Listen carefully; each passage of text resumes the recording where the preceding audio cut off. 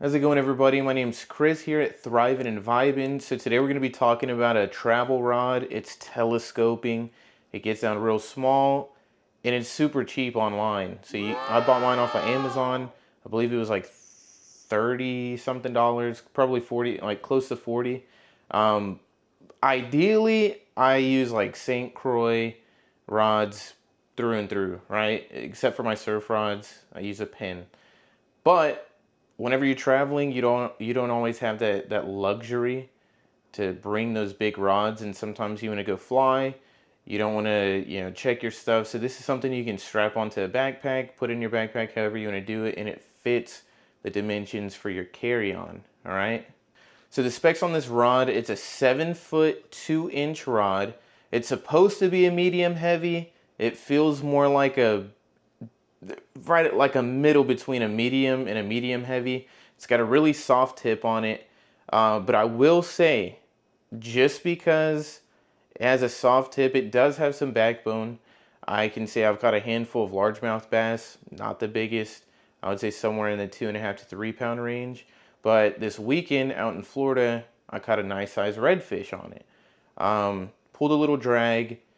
It held up. It's still functioning.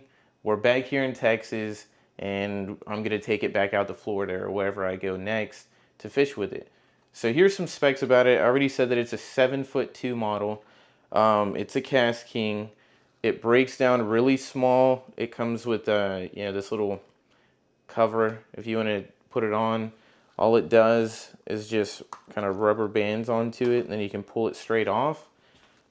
Whether or not you want to use that, it's kind of up to you. I do, just to be on the safe side. I have it paired up with a used, I got it off Facebook Marketplace with some other rods.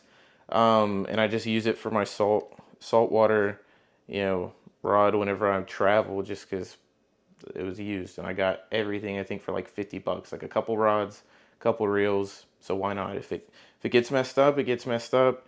It's a 4 bearing. It's the Abu Garcia Red Max 30 series. And I'm just running some 10-pound test on it. It's held up perfectly fine. I don't know how, but it has.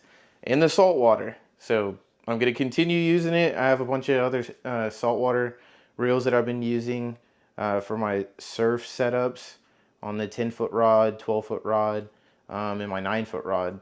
But I really have no reason to put anything bigger or anything else on it, because usually whenever I travel, I do bring one of my surf rods because that's what I enjoy doing. I like going to the beach, throwing it out. I made a PVC, travel sand spike that breaks down or collapses down into, I think, like 14 inches, I believe. So super useful. I'll show y'all in another video how to make it if y'all also like to fly places and don't really want to check everything. This is all stuff that you can either put in a bag, or you can kind of like molly to the outside of your bag like I do. But it has 1, 2, 3, 4, 5, 6, 7, 8 eyelets. Not all of them move. Some are part of the telescoping feature of it, but as you get closer to the tip, you can kind of, separate them out, and you just kind of bring them down, and then they kind of like snug into place due to friction. It's got a nice handle on it. Can't complain. I know some of the other rods, they have really stubby handles, so you can't really get on, get a good bite on it. But with this one, honestly, it feels super good. It's got a foam handle, which usually I like cork, but again, we're talking about a $40 rod. You can't complain too much. So as you can see, I have this hook on it. I don't know if it'll focus, but it's hooked on the little hook keeper, however you want to call it. But after that, someone else did a review, and they were saying that you need to start at the tip and then pull it out. I've done both, and I mean, I haven't messed anything up so far. So I'm not telling you to do it how I do it, but this is how I do it, and I don't have any issues. So I just pull it out from the base, set my drag real low. That way I don't have to mess with anything. And then as I pull it out, I just leave the, try to line the eyelets up as center to the rod as I can. So obviously as it's set up or, collapsed, everything's pretty, pretty centered. And then I just keep going, all right? I just lower it down and I try to keep it as straight as I can. That way everything's pretty good. So once you get here, now you see this eyelet doesn't want to move. That's whenever they collapse down and kind of snug into place with friction. So I'll grab the one above it and then pull it out. And then at that point, I can pull this one down. There we go. And then that kind of snugs in. So it really holds your line in some pretty good places. This is about as tall as it gets, but I'll try to back this down. And you can see there's still 2 more eyelets up here. So all you do is just hold that bottom eyelet, snug that one down. Be careful or else you'll collapse everything. And then you'll do the same thing with this one. Snug it down. And then there you go. Super easy. I mean, you're already ready to fish. So I fished with some lures. That's what I caught that redfish on. One of the H2O lures, super cheap, that I use in freshwater at the lake every now and then. Never caught anything on it. And then boom, I'm over there playing around. You see the videos of the dudes doing a figure 8 before they take it out of the water. And sure enough, a good sized redfish just boom, hit it and started taking off. So that was pretty cool to see.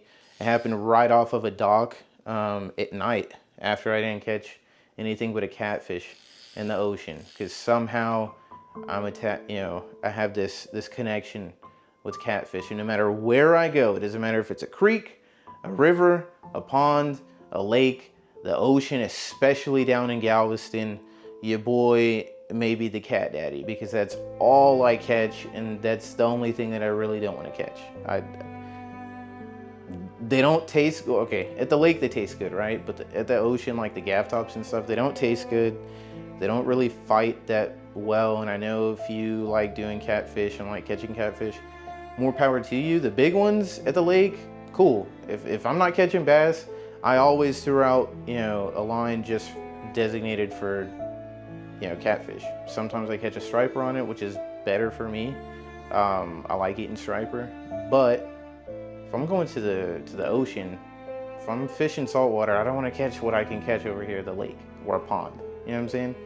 But anyways, I'll pull this out of frame, or not out of frame, but a little bit back so y'all can see it. So just pulling on this line, maybe 8 inches from the tip, you can see how much it bends. Right? I'm holding this a little bit before the halfway point of the rod, and you can see towards my shoulder, it's not even bending. So I will say this rod does have a good bit of backbone. I'll tighten up this drag a little bit, and we'll see if we can bend it a little bit past where the tip is, just for y'all to see. Right there, it starts bending a little bit, but you can see how soft this tip is, right? Oh I mean, it's just my. super soft. So it's sitting out there. I mean, just the wind or the breeze, any ripples in the water, it'll start bouncing that tip. So not ideal for just kind of letting out, especially if you're using, I'd say more than like a 3/4 ounce weight. But I mean, again, it's a $40 rod, so you can't really, that collapses down that you can fly with. So it is what it is. And I want to say that's the only complaint, but I'm really not complaining with it. Obviously, what a rod is going to be used for, and this really should be used for lures or like any small baits.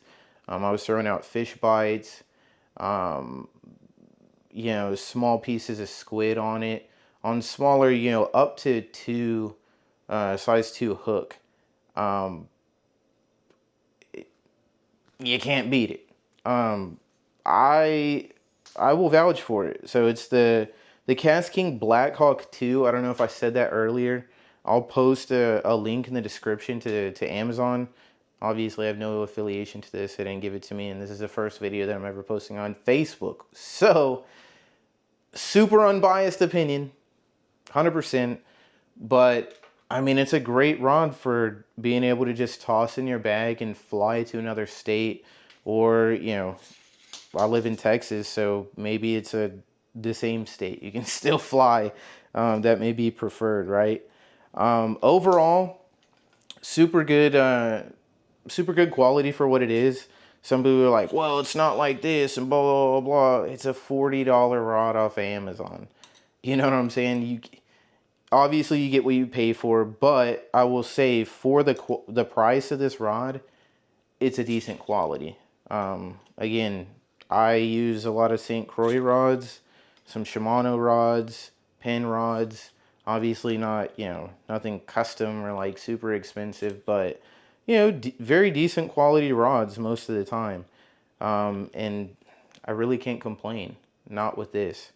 So if you have any hesitations, sorry, I almost dropped it. But again, if I dropped it, I don't think it would really be an issue, to be honest.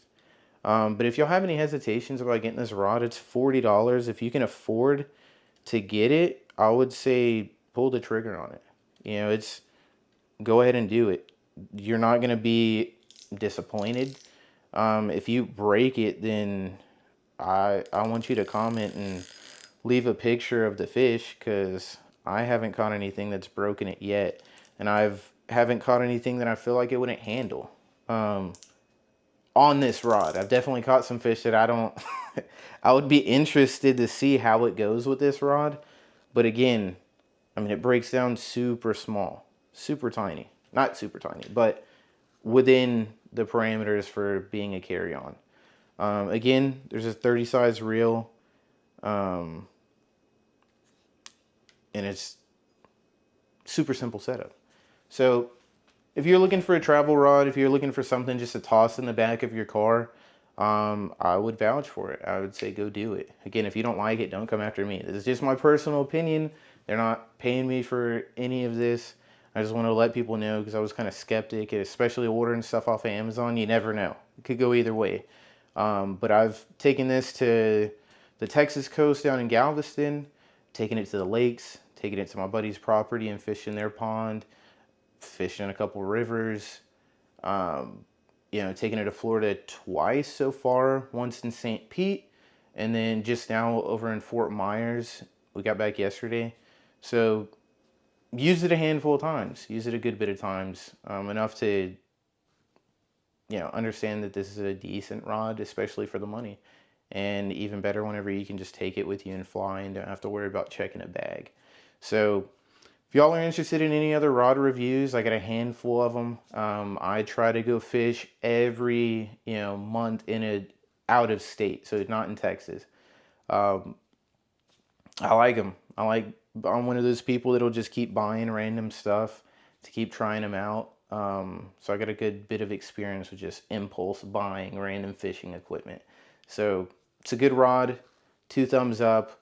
You can fly with it. You can toss it in your car. You can bicycle with it. If you go out to Florida, there's a lot of hotels that have complimentary bikes. You can go ahead and either strap that to the handlebars, or you can put it on your backpack, or you can just hold on to it with one hand if you're cool, and then hold on to the handlebars. So I would say get it. If you're thinking about it, just do it, buy it, and I'll see you on the next episode.